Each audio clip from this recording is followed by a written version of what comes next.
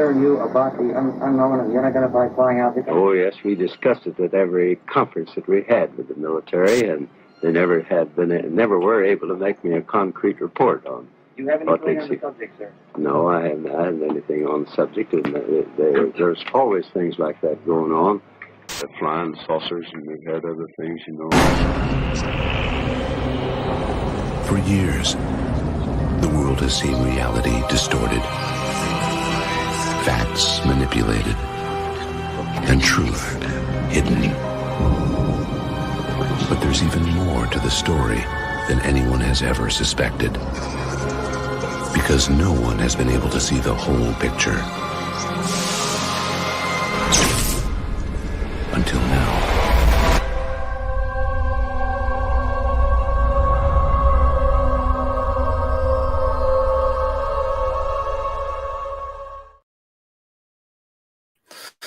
G'day and welcome back to another episode of the Unexplained Rundown. I'm your host, Grant Levac, and if you found this channel intentionally, then like me, you're intrigued by the unexplained mysteries of this mortal coil of ours, and you crave to know what's real and what's not. So this is a very impromptu edition of the Unexplained Rundown, so thank you for taking some time out of your Friday night to join me. If I sound a little hoarse at the moment, it's because I'm currently recovering from the man flu. So if I start breaking out into coughing fits like an angry Saint Bernard, then you know why. So we've got a couple of people in the chat that have joined us. So great to see you, UAPT. Having a shock. UAPT. Oh, can't get it right there. UAP. AARO. You know what I'm trying to say there, Colin. Jimmy, welcome. Thanks for joining us well on your Friday night, and it's good to be with you guys, particularly when it was such a short notice for this show.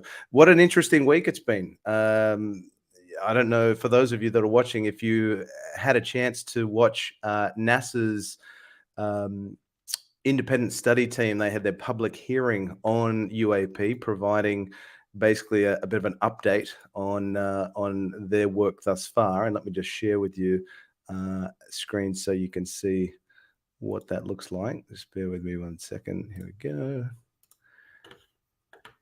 So NASA convened the independent study team on unidentified anomalous phenomena, UAP.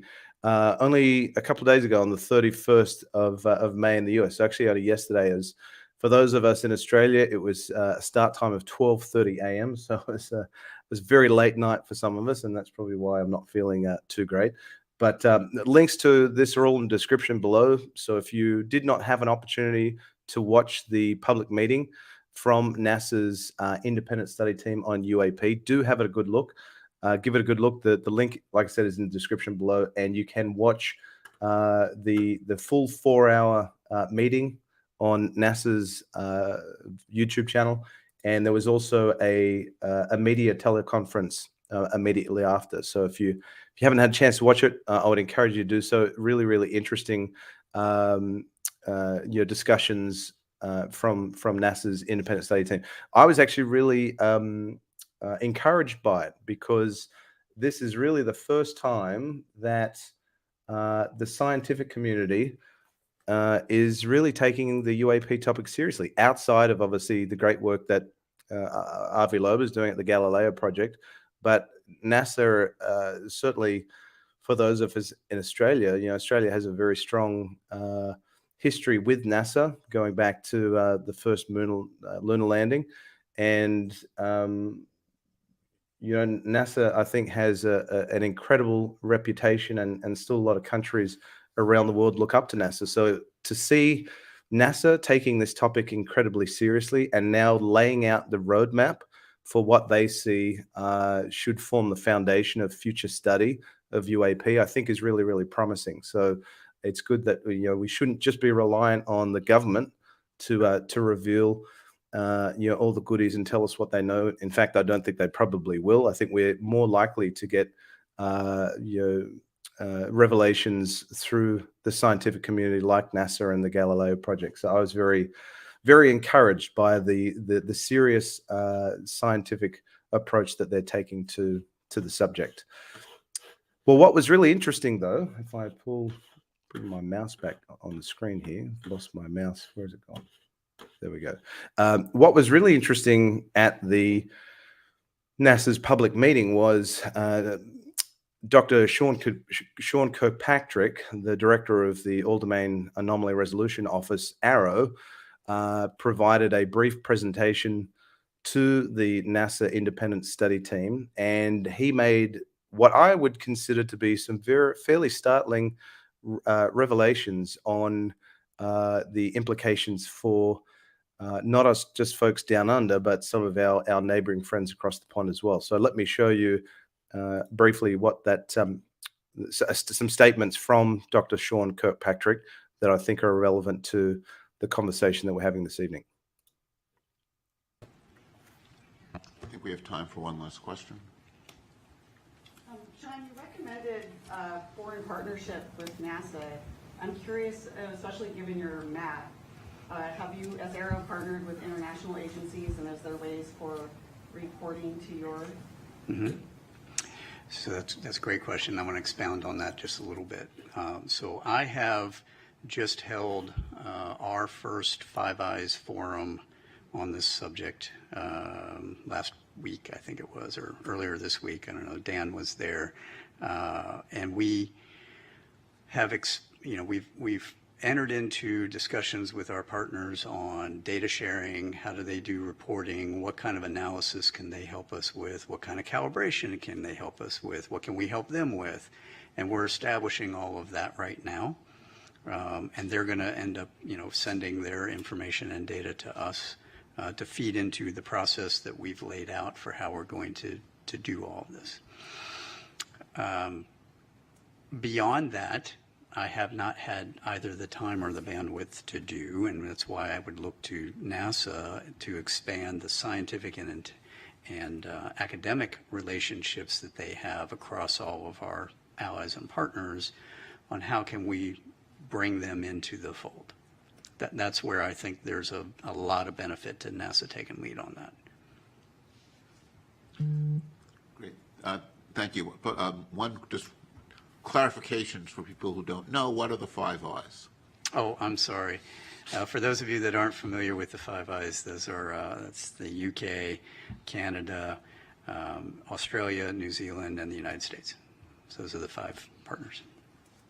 Terrific. So thank you very much. Thank you. So there you have it. And why is that significant? Because that is the first admission that we have received that the dedicated office, the dedicated UAP office, is formally engaging its closest allies, the Five Eyes, United Kingdom, Canada, Australia, New Zealand, on this topic. Now, we know historically that AARO's predecessor, the UAPTF, the UAP Task Force, had some engagement with its neighboring ally, Canada. And thanks to the great reporting of Daniel Otis out of Canada, we know that the UAPTF briefed or had meetings with members of the Canadian military and members of Parliament. I believe it was in February of last year. So one of the question that I've had, burning question I've had for so long, coming up of 2 years now on this topic, is what is Australia doing about UAP? And I know that advocates for this topic in New Zealand, I know Colin's doing some good work over there. They're asking similar questions. Well, why is Australia, why is New Zealand, why is the UK not taking this topic seriously? Because as we've heard time and time again come out of the United States, the Department of Defense, UAP is not a US issue. It's a global issue. This is an issue that affects all corners of the earth: Australia, the UK, New Zealand, Canada. And the UK and Australia have a very long history of investigating the UAP topic. Australia actually goes back almost as far as the Roswell days. The Royal Australian Air Force, and also via the Department of Supply, was investigating UAP, or what they call unusual aerial sightings, UAS, from the early 50s through to the mid 1990s. And then smack bang, middle of the 1990s, 1996, the Royal Australian Air Force, they washed their hands and said, no, we've ceased investigation into this topic because we can't find any scientific or other compelling reason to devote resources to the ongoing investigation of this topic. Well, our US ally strongly disagrees with that assessment from the Royal Australian Air Force, and now is turning it around and saying, we want to engage you guys because you've got a history of investigating this topic and you're our closest allies. We want to now engage you, know what you know, share data with you, get data from you, help you with the reporting, help us with the reporting. And this is significant because Australia has been very, then move along, folks, there's nothing to see here on this topic for so long. They've just shown absolute no interest in this topic. So it's almost like they're now being dragged kicking and screaming into taking this topic seriously. So what is significant of what Dr. Sean Kirkpatrick mentioned is that in hosting the first Five Eyes forum on UAP, well, firstly, what is the Five Eyes? Again, we know that it's the compilation of those 5 countries: United States, United Kingdom, Canada, Australia, New Zealand. But historically, the Five Eyes, it's an intelligence alliance that shares what's called signals intelligence. And for those of you that maybe aren't well versed in what signals intelligence is, let me just give you a quick summary via this good document that came out of BAE. If I can just pull it up here for you. Here we go. So this, I find, is quite a good summary. What is signals intelligence? Signals intelligence is a category of intelligence gathering, most often by military or intelligence agency personnel, comprised of the messages and data of one or more parties and collected using any combination of communications, electronic or foreign instrumentation, signals intelligence, regardless of how the information was transmitted. This could include verbal communications, written messages, data from radar, which is an important one, or weapons systems and more. Also known in the defense community as SIGINT, the core purpose of signals intelligence is to learn about threats, actions, capabilities, and intentions of a nation's adversaries. So that is incredibly significant, that this is obviously some very high fidelity data that is going to be shared across the Five Eyes. And we know that through to the reporting of the drive earlier this year, that the range Fowler reports that were released through FOIA out at the Navy, they were available for release to all Five Eyes members. Now, whether or not we know those range Fowler reports were provided to Five Eyes members, that's another story. But why is all of this significant? Well, in my efforts to try and engage the Australian Department of Defence on this topic to date and give them a bit of a kick up the backside and say, well, why aren't you taking this topic seriously? Because our US ally and Five Eyes partner is. This has pretty much been the response that I've had to date from the Australian Department of Defence and Royal Australian Air Force. And this was a response letter that I received following some outreach that I attempted on multiple occasions to the current Minister of Defence, Deputy Prime Minister Richard Marles, on a request for open public parliamentary hearings on UAP. And the response that I got back from the Royal Australian Air Force via the Air Vice Marshal, Head of Air Force Capability, this is on the 26th of July of this year. I've highlighted it for you on screen. Let me zoom on in if it's a bit hard on the eyes there. This is the position of the Royal Australian Air Force. The Five Eyes is an intelligence alliance comprising of Australia, Canada, New Zealand, the United Kingdom, and the United States of America. Air Force does not lead on these forums. Air Force does not consider this the appropriate platform to discuss the topic of UAP or UFO. Well, RJ Denny, I'm sorry, you've got now egg in your face, because AARO is doing exactly what it was mandated to do through Congress via the National Defense Authorization Act. And one of the clauses in that legislation is the office, AARO, has a responsibility to coordinate with its allies and partners of the United States to better understand the nature and the extent of UAP. And that's exactly what they're doing. So don't all of a sudden get a surprise that AARO is now knocking on Australia's door saying, we would like to have a conversation with you and our fellow Five Eyes partners to better understand the nature and extent of UAP. So there's this complete contrasting position, this almost like the Australian Department of Defence and Royal Australian Air Force just does not want a bar of soap of this topic. They're completely pushing it aside. Either they're playing the ignorance is bliss card, they're waiting for instructions from the United States or Big Brother, or they're so fearful of public perception that if they revisit their position on this topic and investigate it all over again after they did so extensively from the 50s to 1996, that there is this perception of lost trust in the eyes of the public because the Royal Australian Air Force does not have air dominance. It doesn't have control over its skies. So, it's been very puzzling to me as to why the Royal Australian Air Force has not had any interest on this topic whatsoever. And now they're going to be dragged kicking and screaming into this topic.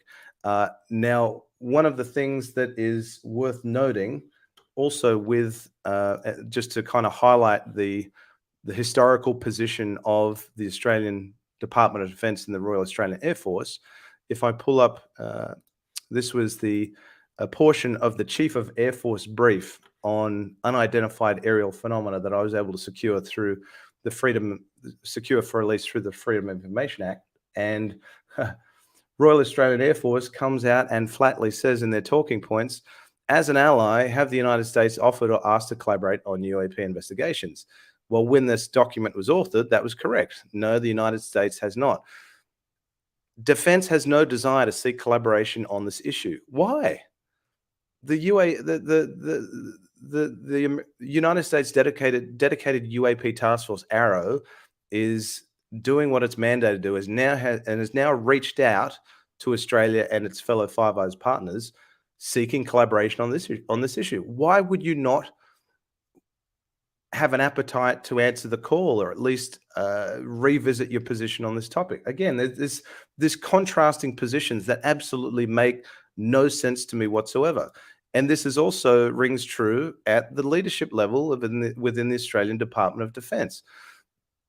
Richard Marles, who's the Deputy Prime Minister and Minister of Defence, there was some correspondence that he had, his office had sent to a private citizen, Mr. Glenn Sampson, who, to his credit, had done some outreach, contacted his elected representatives. I believe it was Senator Katie Gallagher in Canberra, and Senator Gallagher forwarded his correspondence onto Richard Marles and got a response. But again, same sort of thing. The United States approach to UAP, including its international engagement, is a matter for the United States.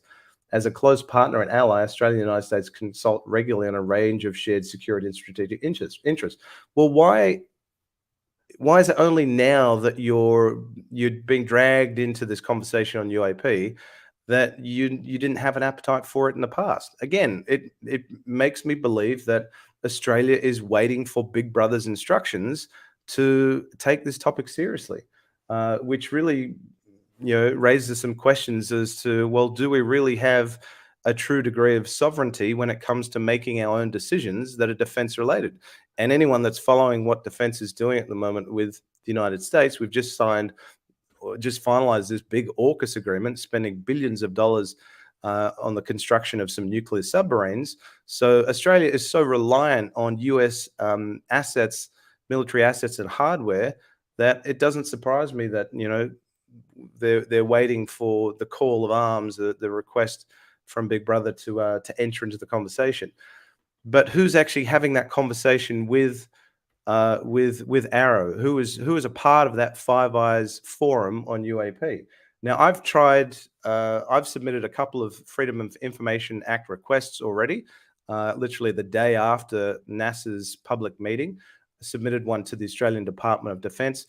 Now, when Dr. Kirkpatrick said Five Eyes forum, we don't know if he was using that in the country-centric sense, Five Eyes being, well, we're having conversations with our Five Eyes countries, Five Eye member countries, or are we having conversations with the intelligence services within those Five Eyes member countries? Because again, Five Eyes, the intelligence alliance, is all about sharing signals intelligence. And so the one challenge that we have is that, well, who's responsible for signals intelligence within Australia? And so if I pull up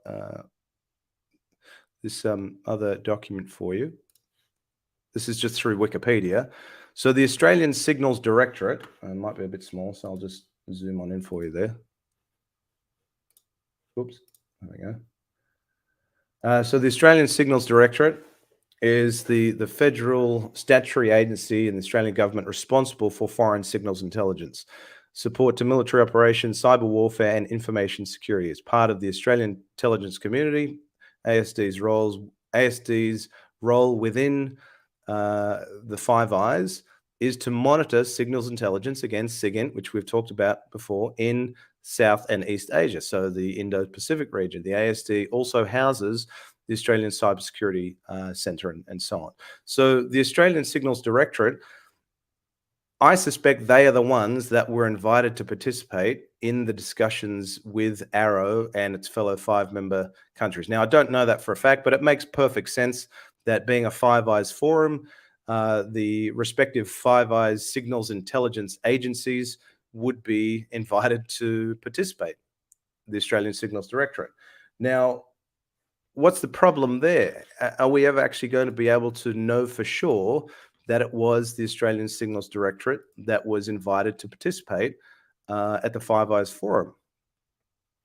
And the challenge that we have, if I pull this up on screen, is that, as you would expect, the Australian Signals Directorate is exempt from Freedom of Information Act requests. Of course it is. Along with the ASIS, the Australian Secret Intelligence Service, the Australian Secret Intelligence Organisation, ASIO, the Defence Intelligence Organisation, and the Australian Geospatial Intelligence Organisation. If there are any intelligence services that I believe are well and truly aware of UAP, what's going on in the United States and in an Australian context, it is without a doubt the Australian Signals Directorate, the Defence Intelligence Organisation, and the Australian Geospatial Intelligence Organisation. Those are the ones I believe that will have some data available on UAP.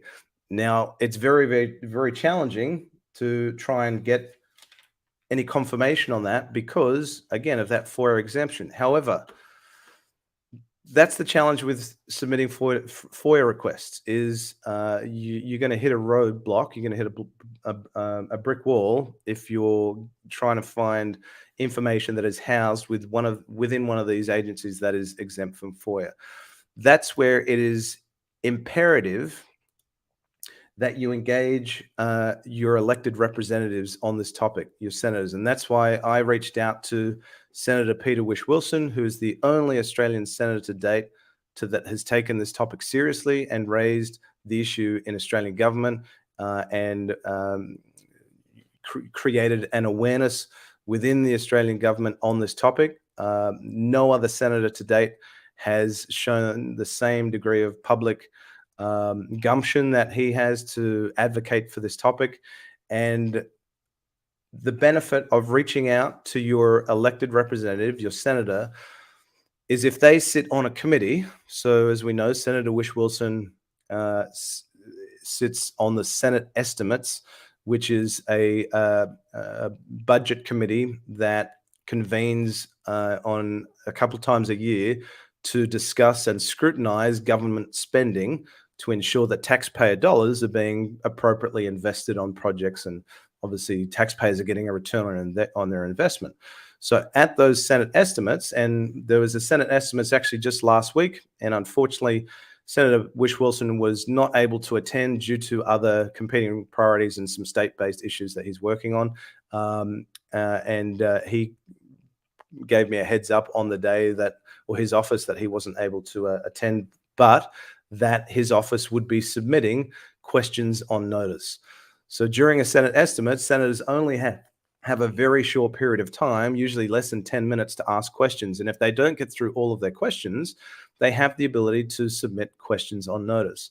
And that is the benefit of engaging your elected representative on this topic. If you reach out to your senator and they truly value what's important to you as their constituent, then if they sit on a committee, they can make inquiries and they can submit questions on notice that need to be responded to by the Australian Department of Defence, the Royal Australian Air Force, the Navy, or all of the defence services. So, FOIA will only get you so far, but if you are able to engage your elected representative, develop that relationship, and have them fight for your interests and what is important to you, namely this topic, then those inquiries can get moved to the top of the list and need to get answered. And one of the things that is important to note is that during the Senate estimates hearing, which was scheduled actually for the day before, or actually 2 days before, because the US is a day behind. So Tuesday the 30th was the day that Senator Whish-Wilson was scheduled to appear at the Senate estimates, but unfortunately needed to pull out. And his time would have been very limited anyway, so there'll be greater benefit in him submitting questions on notice. But you'll notice if we scroll on down, this is the agenda, what was scheduled for 8 p.m. Australian Signals Directorate. So Senator Whish-Wilson may be in a position to submit questions on notice that the Australian Signals Directorate have to address. And the question that I would encourage him to ask is, to what degree was Australia's involvement, participation, if any, in the Five Eyes Forum on UAP, and who was represented at that Five Eyes Forum from the ASD. He can ask that question of the Royal Australian Air Force. He can ask it of the Defence, Department of Defence, and find out which services were represented. So that's where we have an opportunity to try and get some answers on this topic. If the senator asks the question, the senator gets an answer. Might not be the answer that we want, but there's a duty and due diligence to have an answer provided. So how can you help? Obviously, you can engage your elected representatives on this topic, like so many of you have already done. You can write your senator or MP. You can give them a call. You can email them. You can tweet them. Again, there is a wonderful resource known as the bigphonehome.com, where I was fortunate enough to author a template email that you can simply copy and paste to your senator. I believe that's still online, the bigphonehome.com. That's one thing that you can do. And that's something that I always encourage you to do, is to engage your elected representatives. There's something else that you can do, which is pretty significant. And at the moment, following the lead of our good friends and brothers and sisters across the pond in the UK, they launched a petition, a UK petition on UAP, and an effort and an attempt to get the UK government and the MOD to take the topic of UAP seriously again. So we followed suit. And so I submitted an application to the House of Representatives for an electronic petition requesting a formal review of unidentified anomalous phenomena, UAP. Now, this e-petition is open for 4 weeks. It's already been going for 1 week, so there's about 20 days left. And if you're an Australian citizen or resident, all you need to do is click on the link that's in the description below, or if you follow me on Twitter, just click on the links that are in a lot of my posts.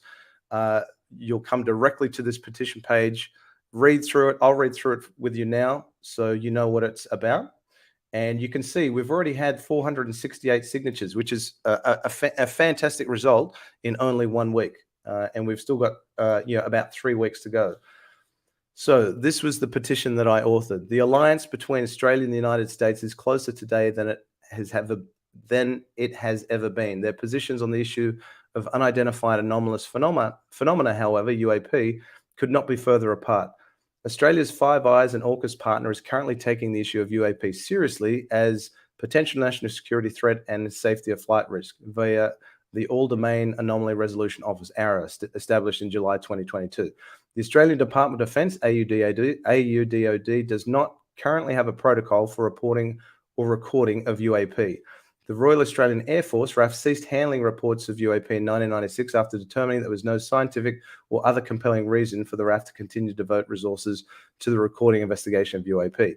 Considering AUDOD and RAAF have not investigated UAP in almost 3 decades, have not had any engagement with the US Department of Defense, US DOD, on the UAP issue, as evident by public statements made by the Chief of Air Force on the 15th of February 2023, which was the Senate estimates, and documents released through the Freedom of Information Act. And therefore, AUDOD has not been privy to any of the classified data housed within the classified UAP reports presented to members of Congress. The risk of a domain awareness gap is high. Petition request. We, being concerned Australian citizens and residents, therefore ask the House of Representatives conduct a formal review of unidentified anomalous phenomena and consider the establishment of an investigatory body comparable to AARO to assess the potential national security threats and safety of flight risks that UAP pose. So I would implore you, if you're an Australian resident or citizen and you have not yet signed this petition, sign it. It'll only ask you for 3 details: your first name, your last name, and punching in your email address, and then declare that you're an Australian resident citizen, and away you go. And don't just take my word for it that this is a petition of significance, because there is, certainly folks that are leading the charge on this topic and doing some wonderful work, investigative journalism, and one of them is our good friend Ross Coulthard. And Ross, you can see, strongly supports this initiative. It's evident the Australian government has a head in the sand view on the reality of UAPs, yet it's a major issue within the Five Eyes Alliance, as will soon no doubt become evident. Please support this petition. And he quote tweeted the petition. So again, I would absolutely encourage you, if you haven't yet signed this petition, if you have signed it, please share it. I encourage your colleagues, friends, family members that are interested in this topic, that take it seriously, that want Australia to be at the forefront with our US ally in understanding the nature and the extent of UAP, which could be a multitude of things. We know it could be foreign adversarial. It could be misidentification. It could be our own technology. I don't think that's probably true for Australia, but it could certainly be for the United States. And there's other things as well. Obviously, the non-human intelligence hypothesis, the interdimensional hypothesis, future human hypothesis. It could be a multitude of things. We don't know. And if we don't know, we should try and find out. So please do consider signing and sharing that petition if this topic is important to you. On that note, let me just move my mouse back here. That is pretty much everything that I wanted to cover off on you. Like I said, it was a pretty impromptu session, this one. I know that there have been a few comments that have come through in the chat, so let me just do a quick scroll to see if there's any that are of any questions or value to showcase here. There we go. Let's have a quick look. Let's have a look there. The commentary going back and forth. So typical backwards thinking of the ADF head in the sand. Nothing to see here. Move along, folks. Yep, it's been that way for a long time. And I'll say waiting for the okay from the US. I know that UAP AARO is doing some great work over the pond. I have an ombudsman appeal in progress after a boilerplate response of nothing to see here regarding Five Eyes collaboration. Yep, and time again, you get the no documents response, or again, nothing to see here, folks. But it's worth, at least, I always say it's better to try and fail rather than fail because you never tried, and at least get an official record, an official no response, so that you've got that record for your back pocket, for ammunition in your back pocket. You can use a no response letter to your advantage when the time is right, as you've just seen with that response letter that I got from the Royal Australian Air Force, and I've tried to now use that to my advantage. And if I just show you, not that I would ever expect to get a response, but if I just pull up my Twitter feed again, I tried to call out the Australian Signals Directorate and say, can you guys confirm, can you confirm participation in the Five Eyes forum, because Air Force doesn't consider the Five Eyes an appropriate platform for the discussion of UAP. So calling out the ridiculous contradiction and contrasting positions that exist and have existed for a long time. So it doesn't hurt to have a no response or no documents response come back to you. Let's just have a quick look on some of the other comments that have come through. Thank you, Colin. Sign and share Aussie's petition is important. I agree. So that would be my my call to action for you. My parting words. Do encourage your friends, colleagues, and family, those that interested in the topic, take it seriously like you do, to sign. If you haven't yet signed, please consider signing. This is a way that we can promote a greater awareness of this topic in the walls of in the halls of the Australian government, because Senator Whish-Wilson can't do it all himself. He is one person.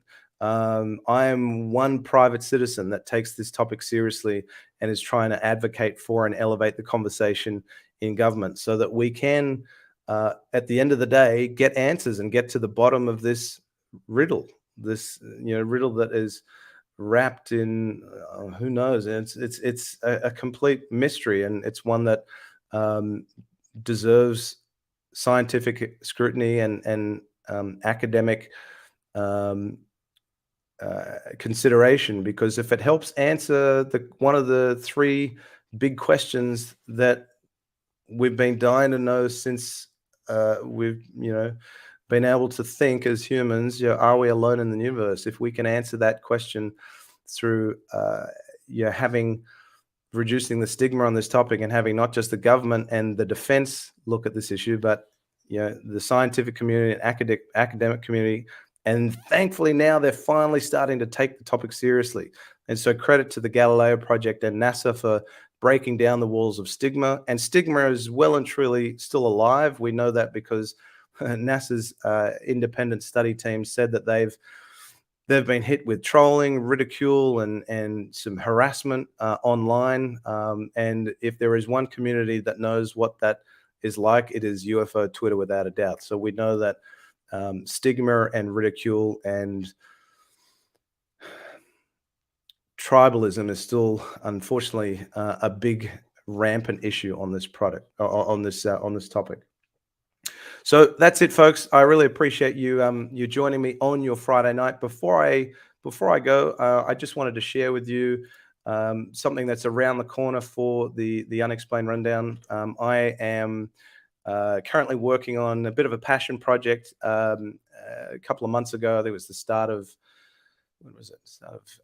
April. I had an opportunity to, I live in Melbourne in Australia, and I had an opportunity to attend a witness reunion event for the Westall incident, the 6th of April, 1966, where several hundred school children witnessed what they described as a flying saucer hover and move across their school in the sky and descend to a heavily wooded area about 1 kilometer behind the school. So I was fortunate enough to have some face-to-face conversations with some of the primary witnesses. They were very gracious of their time and agreed to go on camera and answer questions and be interviewed. So I'm now compiling all of those interviews and putting together a little finished product that will serve as, I guess, a a short introduction to the Westall incident for those that aren't familiar with it, and for those that are but just want to hear from the witnesses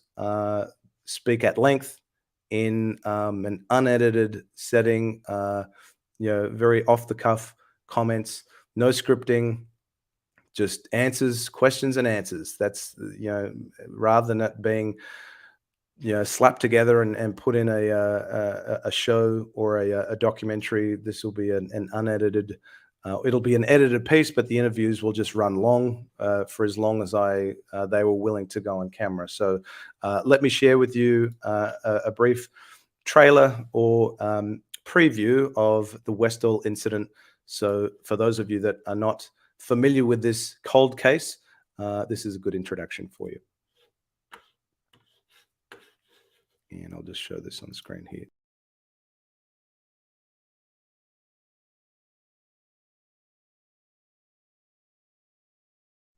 Westall High School, Wednesday the 6th of April, 1966. What starts out as an ordinary second last day of term quickly transforms into an extraordinary event. At approximately 10:15 a.m., while participating in their morning PE class, a number of students are left dazed and confused at the sight of a strange object hovering in the sky over the southern end of the school. Its shape, that of a classic flying saucer. Moments later, a science class filled with students attend of their teacher's lesson is interrupted unexpectedly with a stunning revelation. Mr. Greenwood, there's a flying saucer. Huh? What? A chaotic commotion quickly ensues. The ringing of the school recess bell at 10:20 a.m. leads to a mass exodus of unruly students onto the sports oval outside. There, several hundred students are left in shock and awe as the flying saucer finds their gaze. Some students remain calm and curious. Most do not. Science teacher Andrew Greenwood witnesses the flying saucer from the sports oval for the first time, as 5 light aircraft are seen rapidly approaching the silvery gray flying saucer in what many would later describe as a game of cat and mouse. A small number of fearless students race towards the school's boundary fence in pursuit of the flying saucer as it takes off in a southerly approach to a densely populated wooded area known as the Grange. Moments later, a worker going about his morning rounds of harvesting carrots in the adjacent market garden is confronted by the unknown object. It hovers effortlessly above the tree line and emits no sound. The flying saucer begins to disappear from the market gardener's line of sight as it descends in an arc towards the southeastern corner of the Grange. Suddenly, a high school girl that gave lead chase towards the Grange discovers the flying saucer on the ground, or hovering just above it. Just as soon as she begins her cautious approach, the flying saucer instantaneously accelerates to the sky above. It's gone. All that remains of its presence, a perfectly symmetrical imprint in the flattened grass. Join the Unexplained Rundown and embark on a journey in search of the Westall witnesses.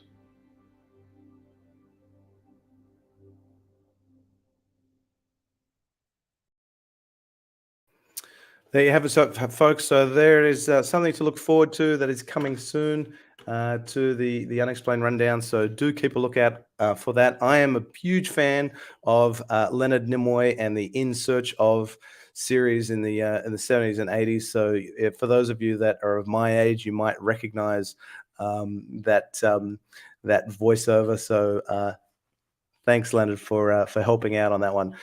So enjoy the rest of your evening, folks. Thanks for staying with me. Thanks for being with me. Have a wonderful weekend, and look forward to welcoming you back to another episode of the Unexplained Rundown in the future. So bye for now, and some parting words from our good friend Leonard Nimoy. If you have enjoyed this episode of the Unexplained Rundown and would like to continue your journey in search of the unexplained mysteries of this mortal coil of ours, consider subscribing to this channel. And if you want to be notified whenever the Unexplained Rundown goes live, premieres, or posts a new video, be sure to ring that cowbell.